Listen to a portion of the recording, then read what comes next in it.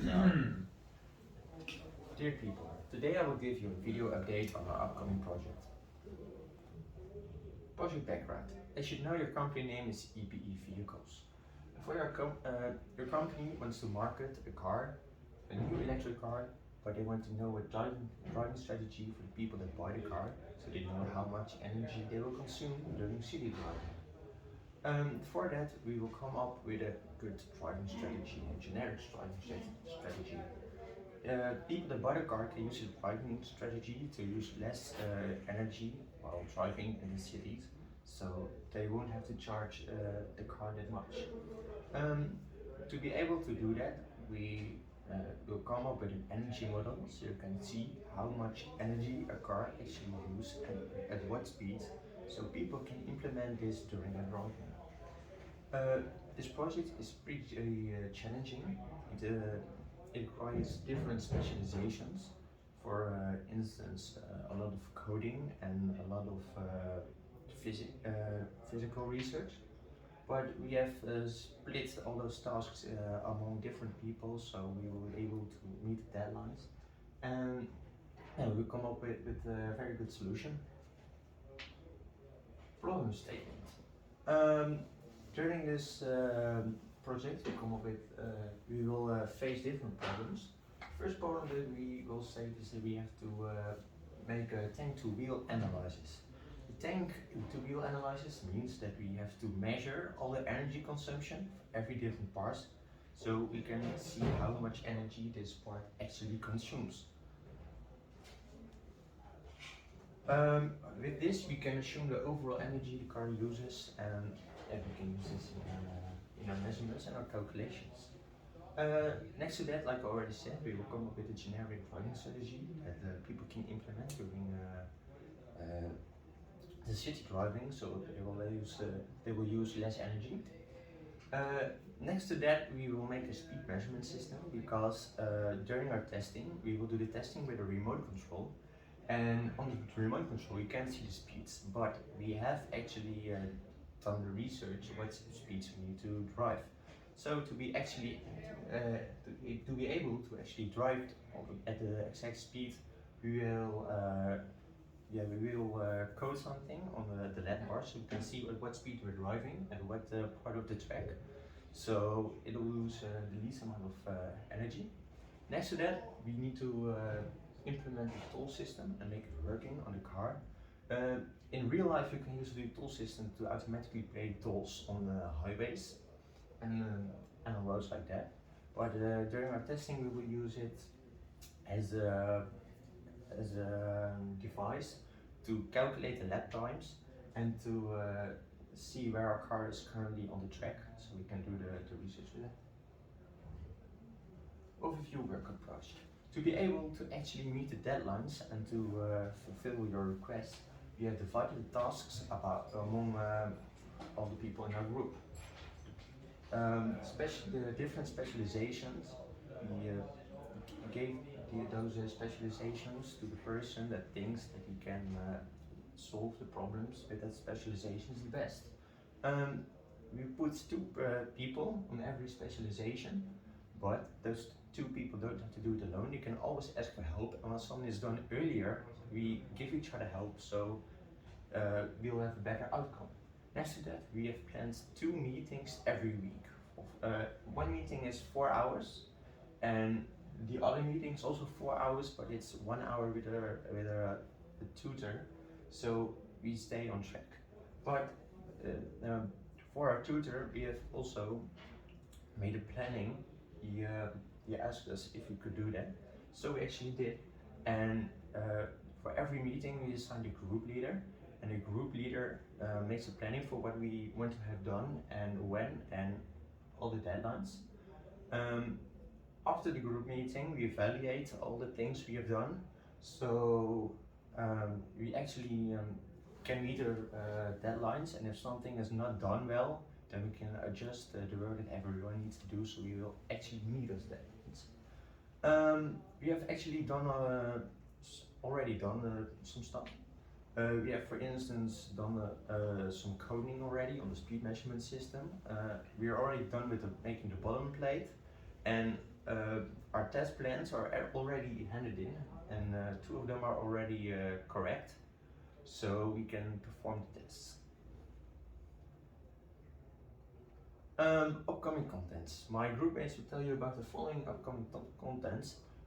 They will tell you about the test plans that we've made. The first test plan is on the dynamometer, but the second test plan is about the rolling resistance, and the third plan is about the wind tunnel.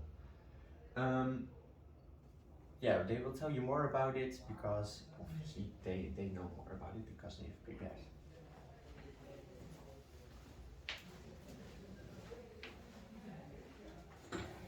Hello, my name is Mohammad. I will be talking about the rolling resistance test.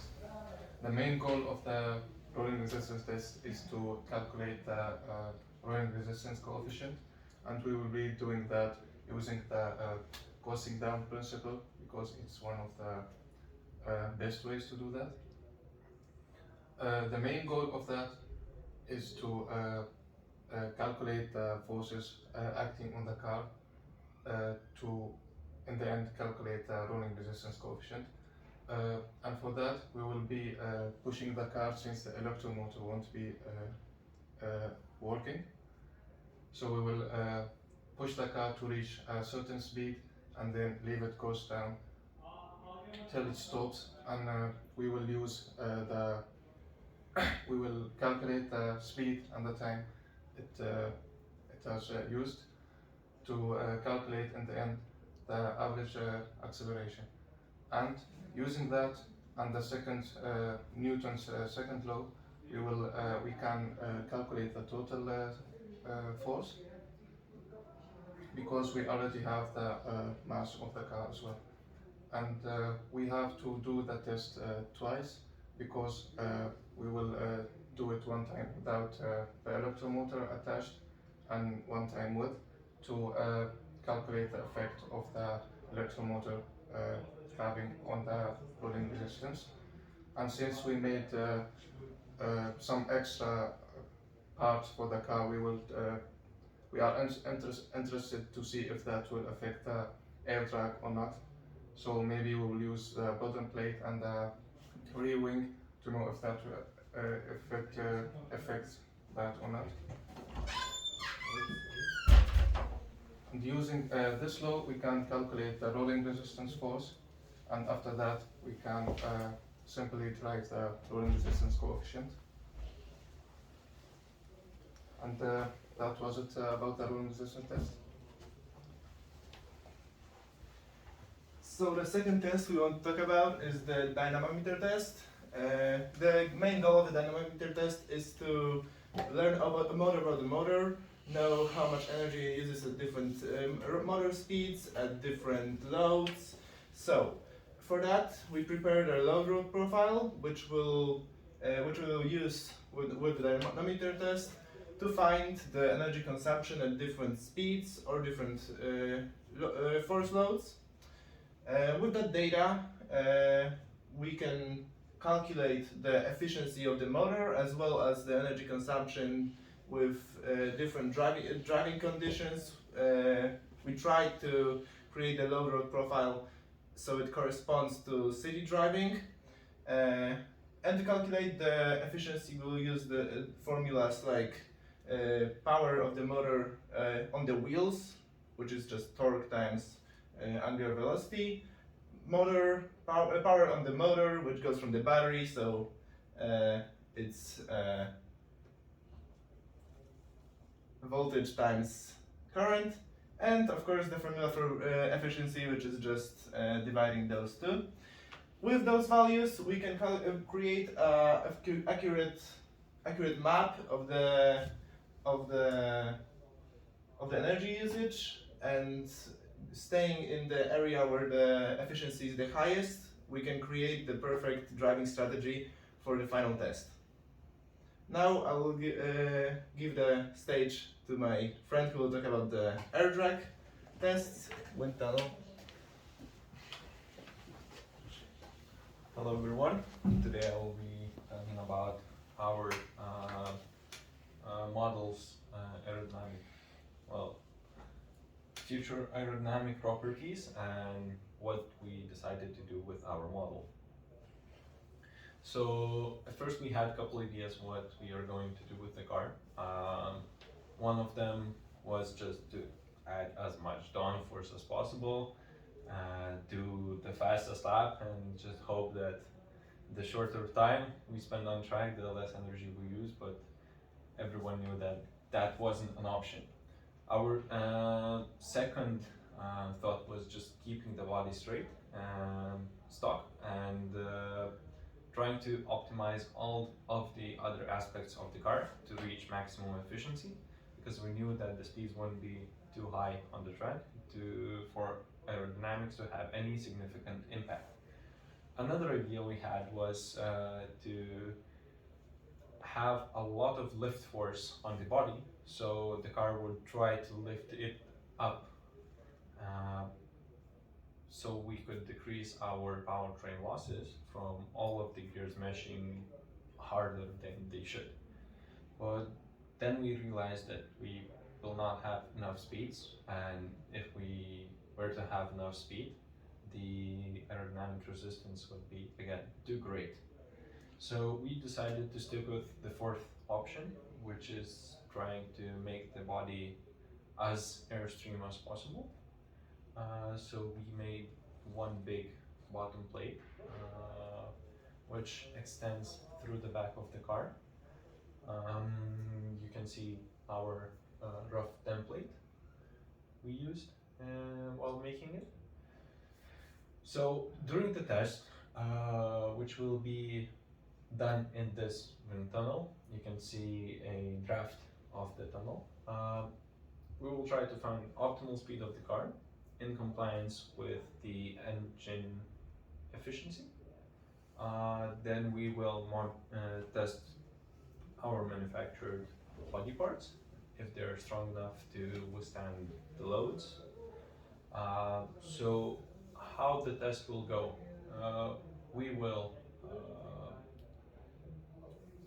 load in a set profile of speeds into the wind tunnel, and we will see how much the car loads up. Then we will analyze those results, do slight body modifications, and run a couple more tests to achieve the best result which is possible within an hour. After the test is complete, we will think if there is anything we can still update and upgrade. If so, we might try to do it if it's reasonable. So, and after the test is concluded, we will measure air drag with formulas provided in our test reports. That's it.